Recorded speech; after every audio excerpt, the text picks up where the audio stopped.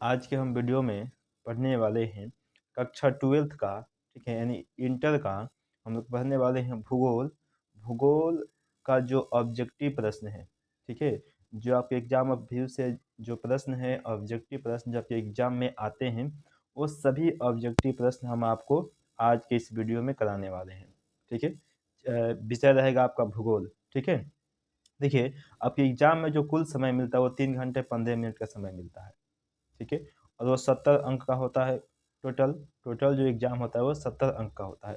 ठीक है, और 70 अंक में देखिए 35 × 1, ठीक है, यानी कि 35 नंबर का आपका ऑब्जेक्टिव रहता है और 35 नंबर का आपका सब्जेक्टिव रहता है। तो ध्यान रखना है, ठीक है, क्योंकि देखिए आपका 70 गो आपको ऑब्जेक्टिव देगा। क्या देगा? 70 गो आपको ऑब्जेक्टिव देगा, जिसमें से आपको 35 गो आपको क्या करना है, 35 गो। एक मिनट, थोड़ा छोटा करते हैं इसको।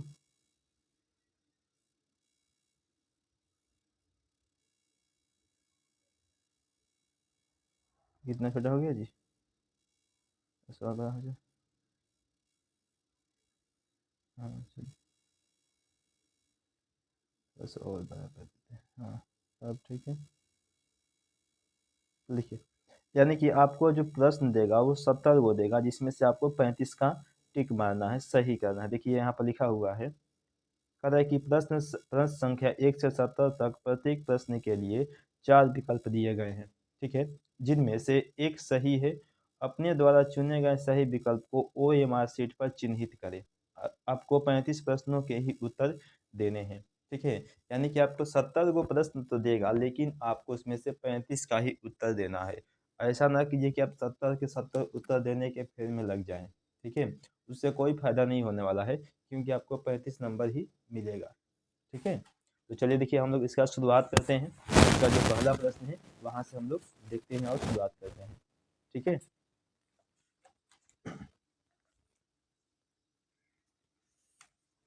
चलिए देखिए, इसका जो पहला प्रश्न है आपके पास वो क्या है। देखिए, प्रश्न ये कह रहा है कि नहरकटिया खनिज तेल क्षेत्र अवस्थित है। ठीक है, यानी कि यह जो तेल क्षेत्र है वो कहाँ पर स्थित है, कहाँ पर है। ठीक है, इसका जो सही उत्तर हो जाएगा वो हो जाएगा कि असम में। कहाँ पर उत्तर, कहाँ पर स्थित है, तो असम में स्थित है।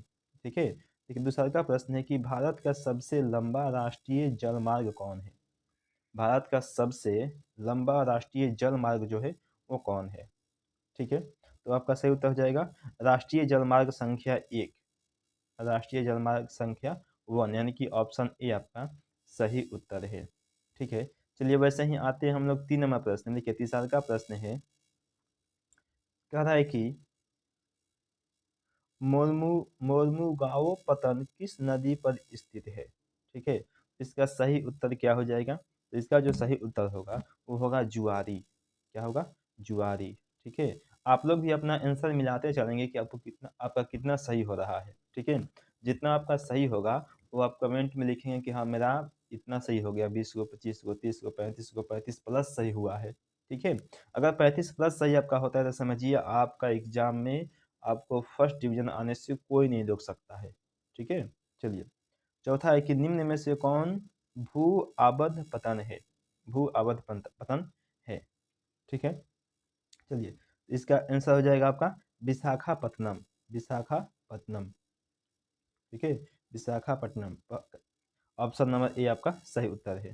चलिए पांचवा देखिए, पांचवा है कि निम्नलिखित में से सर्वाधिक प्रदूषित नदी कौन है। देखिए, सबसे अधिक जो प्रदूषित नदी है वो कौन है। ठीक है, ऑप्शन दिया है गोदावरी, यमुना, सतलुज या कावेरी। ठीक है, तो इसका सही उत्तर हो जाएगा यमुना। क्या होगा? यमुना। ऑप्शन बी आपका सही उत्तर है। देखिए, 6 नंबर प्रश्न निकला है कि योकोहामा किस देश में अवस्थित है। योकोहामा किस देश में अवस्थित, यानी कि स्थित है, कहाँ पर है। ठीक है, इसका सही उत्तर हो जाएगा जापान। क्या हो जाएगा? जापान। ऑप्शन ए आपका सही उत्तर है, जापान। ठीक है, अगला प्रश्न है 7 नंबर का, कि कौन आयु वर्ग कार्यशील जनसंख्या का प्रतिनिधित्व करता है। ठीक है, इसका सही उत्तर मारेंगे हम लोग 15 से 59 वर्ष। ऑप्शन डी 15 से 59 वर्ष। ठीक है, चलिए, अगला प्रश्न है, कह रहा है कि भारत में वायु परिवहन किस वर्ष शुरू हुआ था? भारत में वायु का परिवहन किस वर्ष शुरुआत हुई थी?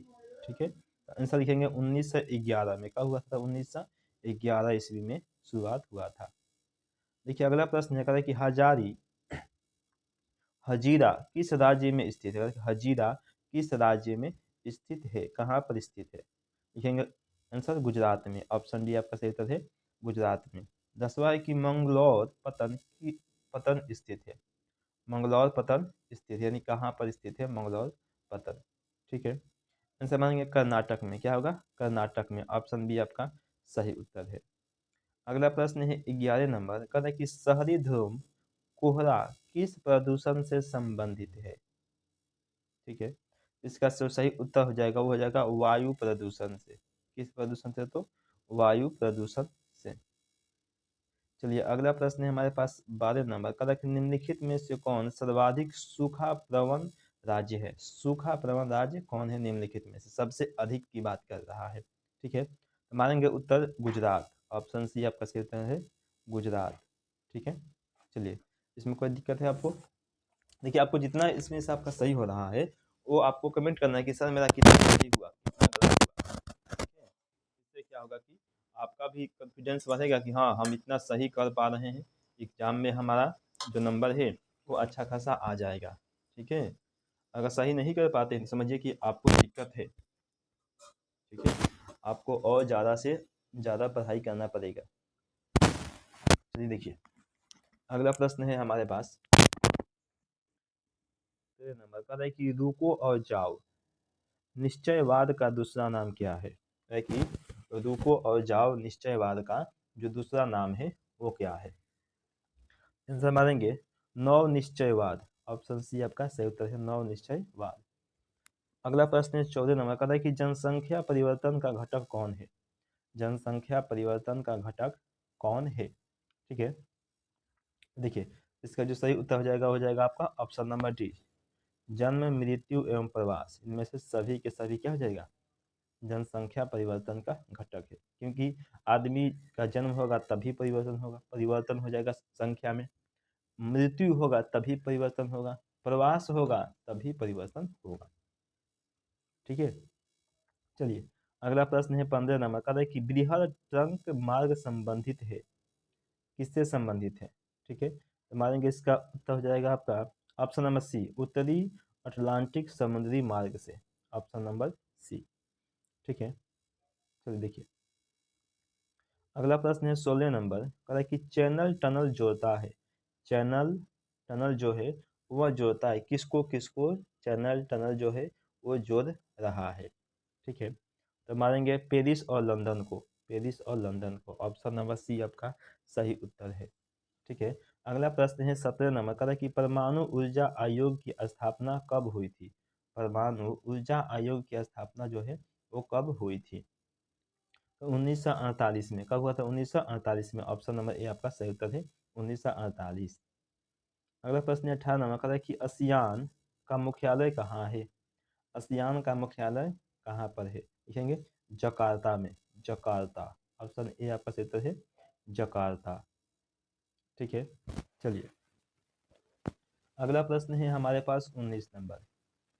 कह रहा है कि देखिए कि नाफ्टा नाफ्टा प्रादेशिक समूह का संबंध है। ठीक है, कौन से प्रादेशिक समूह का संबंध है? ठीक है, तो इसका जो आपका सही उत्तर हो जाएगा वो हो जाएगा आपका उत्तरी अमेरिका से। उत्तरी अमेरिका से। ऑप्शन ए आपका सही उत्तर है। देखिए अगला प्रश्न है हमारे पास 20 नंबर, कि वृत्ताकार बस्ती प्रतिरूप पाया जाता है। वृत्ताकार बस्ती प्रतिरूप पाया जाता है, किस में पाया जाता है? ठीक है, तो झील नदी के पास। कहाँ पर? तो झील नदी के पास। अगला प्रश्न 21 नंबर का है कि डोवर पतन कहाँ है? डोवर पतन कहाँ पर स्थित है? ठीक है, तो लिखेंगे इसका उत्तर इंग्लैंड में। कहाँ पर है? तो इंग्लैंड में है। चलिए अगला प्रश्न 22 नंबर का है कि निम्न में से कौन मानव विकास का उपागम है? निम्न में से कौन मानव विकास का उपागम है? लिखेंगे देखिए आय का उपागम, क्षमता, इनमें से सभी। मानेंगे इनमें से सभी। ऑप्शन बी आपका सही उत्तर है इनमें से सभी। ठीक है, अगला प्रश्न 23 नंबर का है कि निम्न में से कौन तृतीय क्रियाकलाप से संबंधित है। ठीक है, लिखेंगे खाद्य प्रसंस्करण, खाद्य प्रसंस्करण, ऑप्शन नंबर सी आपका सही उत्तर है। सॉरी सॉरी सॉरी, तृतीय तृतीय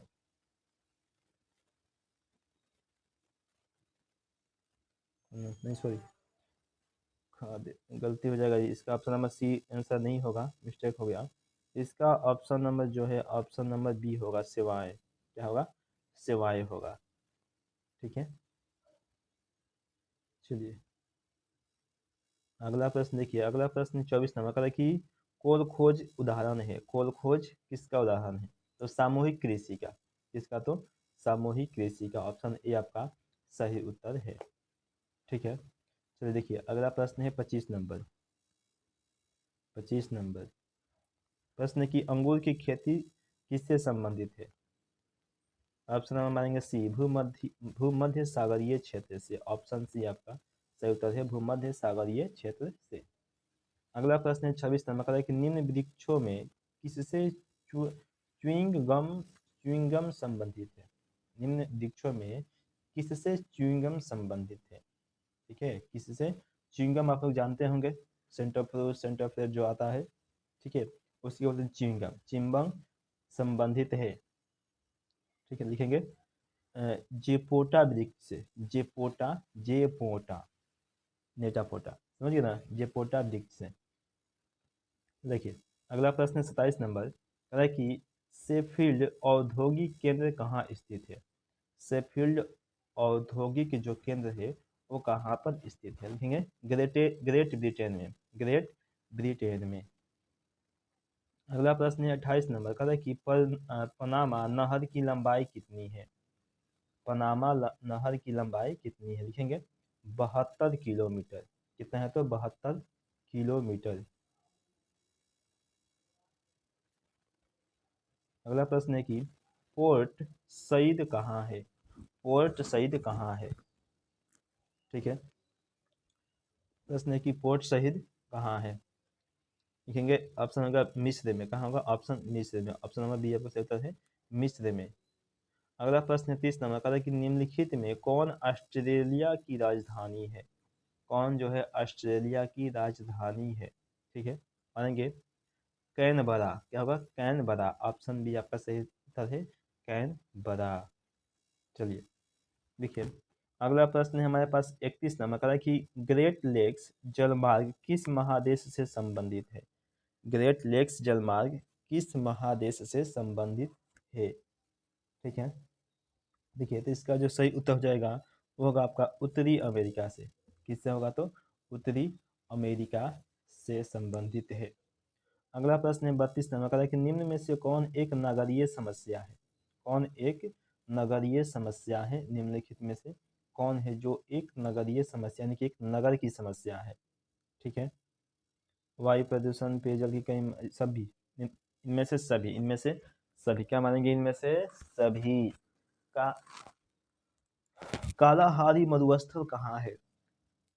अगला प्रश्न 33 नंबर का है कि कालाहारी मरुस्थल कहाँ पर स्थित है। जो कालाहारी मरुस्थल है वो कहाँ पर है, कहाँ पर स्थित है, मानेंगे अफ्रीका में। क्या होगा, अफ्रीका में, ऑप्शन बी आपका सही उत्तर है, अफ्रीका में। अगला प्रश्न है 34 नंबर का है कि सिक्किम की राजधानी कहाँ पर है। सिक्किम की राजधानी कहाँ पर है। ठीक है, तो मानेंगे इसका ऑप्शन होगा ऑप्शन नंबर डी, गंगटोक। आप लोग राज्य राजधानी भी याद रखिए क्योंकि इसमें राज्य राजधानी भी पूछ रहा है ना जी।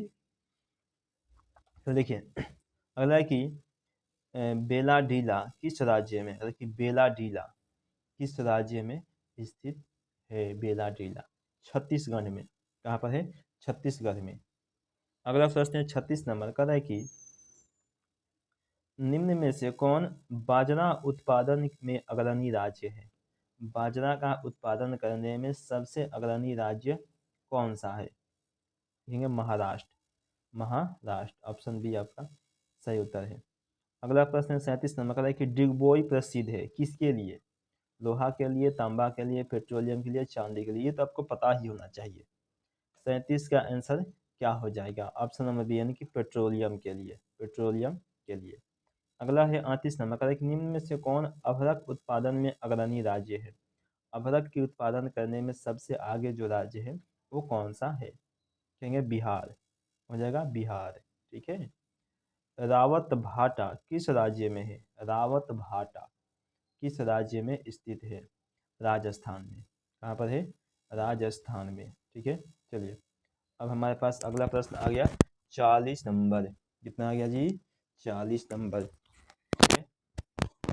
ज़्यादा प्रश्न नहीं कराएंगे, चिंता नहीं कीजिए, 70 को प्रश्न नहीं कराएंगे। ठीक है, जिसमें से आपका 35 नंबर आना ही आना है। ठीक है, बस आप लोग धैर्य रखकर पढ़ लीजिए। अभी धैर्य रखकर अगर पढ़ लेते हैं तो आपको आगे कोई समस्या नहीं होने वाली है। ठीक है, आसानी से आप एग्जाम में अपने प्रश्नों का जवाब दे पाएंगे। ठीक है, और नहीं पढ़ पाइएगा तो फिर तो आपको दिक्कत होने ही वाला है, उसको तो कोई नहीं रोक सकता है। ठीक है, चलिए देखिए अगला प्रश्न है हमारे पास, कह रहा है कि निम्न में से कौन ऊर्जा का अनवीकरणीय स्रोत है? निम्न में से जो कौन है ऊर्जा का अनवीकरणीय स्रोत है? ठीक है, तो सौर ऊर्जा। ठीक है। अगला प्रश्न है कि बोकारो इस्पात संयंत्र की स्थापना किस वर्ष हुई थी? बोकारो इस्पात संयंत्र की जो स्थापना हुई थी वो किस वर्ष की गई थी? 1964 में। कब हुआ था? 1964 ईस्वी में। ठीक है, तो देखिए अगला प्रश्न है 42 नंबर का, है कि भारत में प्रथम सूती मिल की स्थापना कहाँ हुई थी? भारत में प्रथम सूती मिल की स्थापना जो है वो कहाँ पर हुई थी? मुंबई में। कहाँ हुई थी? मुंबई में। अगला प्रश्न है 43 का, है कि निम्नलिखित देशों में से किसमें गिरमिटिया श्रमिक ले जाए गए थे? किसमें से गिरमिटिया जो श्रमिक है वो किस देश में से ले जाए गए थे? ठीक है, बताइए। तो इसका उत्तर हो जाएगा सूरीनाम भी, फिजी भी, मॉरिशस भी, यानी कि इनमें से सभी ऑप्शन डी सही हो जाएगा। अगला है 44 नंबर का, है कि किस राज्य का जनसंख्या घनत्व सर्वाधिक है, यानी कि सबसे अधिक है? किस राज्य का जनसंख्या घनत्व सबसे अधिक है? लिखेंगे बिहार का। किसका होगा? तो बिहार का। 45 नंबर है कि पैट्रिक गिरीज का संबंध है, किससे संबंध है? पैट्रिक गिरीज का। लिखेंगे क्या लिखा है जी? 45। ठीक है,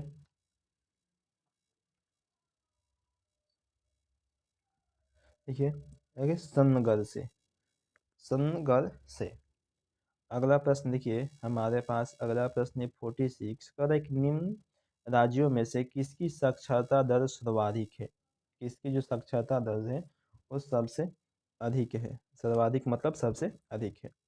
ठीक है, चलिए देखिए तो इसका जो सही उत्तर हो जाएगा वो हो जाएगा आपका केरल का। किसका? तो केरल का।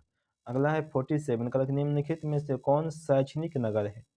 कौन शैक्षणिक नगर है? तो रूरकी, रूरकी। ऑप्शन सी आपका सही उत्तर है। 48 है का, निम्न में से कौन सोयाबीन उत्पादन में अग्रणी राज्य है? सोयाबीन का उत्पादन करने में सबसे आगे का राज्य जो है वो कौन सा राज्य है? ठीक है, प्लीज बताइए। हो जाएगा मध्य प्रदेश। क्या होगा? मध्य प्रदेश। अगला है 49 का, है कि चाय उत्पादन में अग्रणी राज्य कौन है? चाय उत्पादन में अग्रणी राज्य कौन है? असम है। कौन है? तो असम है। कोची पतन स्थित है। कोची जो पतन है वो कहाँ पर स्थित है? ये केरल में। कहाँ पर है? केरल में। अगला है 51 नंबर का, कि 2011 की जनगणना के अनुसार भारत की जनसंख्या कितनी है? 11 की जनसंख्या के अनुसार 121 करोड़। 121 करोड़। चलिए अगला है कि 2011 के में भारत में नगरीय जनसंख्या कितनी थी? नगरीय जनसंख्या 2011 में कितनी थी? तो 31.16 अगला है 53 का, कि जिब्राल्टर का संबंध है, जिब्राल्टर का संबंध किससे है? लिखेंगे समुद्री मार्ग से। किससे? तो समुद्री मार्ग से। ऑप्शन सी आपका सही उत्तर है। अगला है 54 नंबर का है कि भारत में 2011 में महिला साक्षरता सबसे कम कहाँ पर थी? ठीक है, सबसे कम कहाँ पर थी? जीरो, बिहार में। कहाँ पर? बिहार में। अभी भी बिहार में है, ऐसा नहीं कहे कि नहीं है। ठीक है। 55 नंबर है कि रोबस्ता संबंधित है। रोबस्ता संबंधित है, कहाँ से संबंधित है? रोबस्ता। ठीक है, लिखेंगे किससे? तो चाय से। किससे? तो चाय से। अगला है कि नरमा संबंधित है। नरमा संबंधित है, किससे संबंधित है नर्मदा? कपास से। किससे? तो कपास से। अगला प्रश्न 27 नंबर का है कि निम्न में से कौन आर्थिक भूगोल का उप क्षेत्र नहीं है? आर्थिक भूगोल का उप क्षेत्र नहीं है। पर्यटन भूगोल। पर्यटन भूगोल। अगला प्रश्न देखिए, अगला प्रश्न है हमारे पास है कि मानव विकास सूचकांक में प्रथम स्थान किस देश का है? मानव विकास सूचकांक में प्रथम स्थान किसका है? तो नॉर्वे का है। निम्न में से कौन द्वितीय क्रियाकलाप नहीं है? ठीक है, हो जाएगा आपका अखेट। अगला प्रश्न है 60 नंबर का कि ट्रक कृषि का संबंध है। ट्रक कृषि का संबंध किससे है? ठीक है, इसका जो आपका सही उत्तर हो जाएगा ऑप्शन नंबर बी, सब्जी से। सब्जी से। अगला है 61 नंबर का कि प्रेयरिज से आप क्या समझते हैं? ठीक है, इसका उत्तर लिखेंगे घास का मैदान। निम्न में से कौन खनिज आधारित उद्योग नहीं है? ठीक है, ऑप्शन डी, सूती वस्त्र उद्योग। सूती वस्त्र उद्योग। चलिए, इसमें थोड़ा छोटा करना पड़ेगा जी। चलिए, अगला है 63 का था कि लोहा एवं इस्पात उद्योग है। आधारभूत उद्योग। क्या हो जाएगा? आधारभूत उद्योग हो जाएगा। अगला है कि ऑप्शन इसका ए सही है। ठीक है, याद रखिएगा ऑप्शन ए सही है 63 का, ये ना कि सी मार दीजिएगा। अगला है 64 का कि पर्यावरण सुरक्षा अधिनियम कब लागू किया गया? पर्यावरण सुरक्षा अधिनियम कब लागू किया गया? देखेंगे 1986 में। ऑप्शन ए आपका सही उत्तर है 1986 में। अगला कि काकरपारा किस राज्य में स्थित है? काकरपारा किस राज्य में स्थित है? ठीक है, गुजरात में। कहाँ है? तो गुजरात में। ऑप्शन बी आपका सही उत्तर है। हालांकि मुंबई हाई क्या है? मुंबई हाई क्या है? ठीक है, तो पेट्रोलियम क्षेत्र है। क्या है? तो पेट्रोलियम क्षेत्र है। अगला है कि बाबा बुदन की पहाड़ियाँ प्रसिद्ध है। क्यों प्रसिद्ध है भाई? तो ये है लौह अयस्क के लिए। किसके लिए? तो लौह अयस्क के लिए। अगला है 67 नंबर का कि निम्न में से कौन चीनी उत्पादन में अग्रणी राज्य है? चीनी का उत्पादन करने में सबसे अग्रणी राज्य कौन है? उत्तर प्रदेश हो गया है। कभी समय था बिहार का, बिहार अग्रणी होता था, लेकिन आज कौन है? उत्तर प्रदेश। 69 है कि बड़ोदरा किस राज्य में अवस्थित है, यानी कि स्थित है? बड़ोदरा कहाँ पर? तो गुजरात में। नाम सुने होंगे आप लोग, बैंक ऑफ बड़ोदरा में खातों खुलवायो, है ना? सुने हैं ना आप लोग? हरिके बांध किस राज्य में स्थित है? हरिके बांध किस राज्य में स्थित है? तो पंजाब में है। कहाँ पर है? पंजाब में। ऑप्शन बी आपका सही उत्तर है। ठीक है, तो जो बच्चे यहाँ तक हमारी वीडियो को देख लिए उनको बहुत बहुत दिल से धन्यवाद। ऐसे ही ऐसा जुड़े रहिए, आपको आगे के वीडियो भी मिलता रहेगा।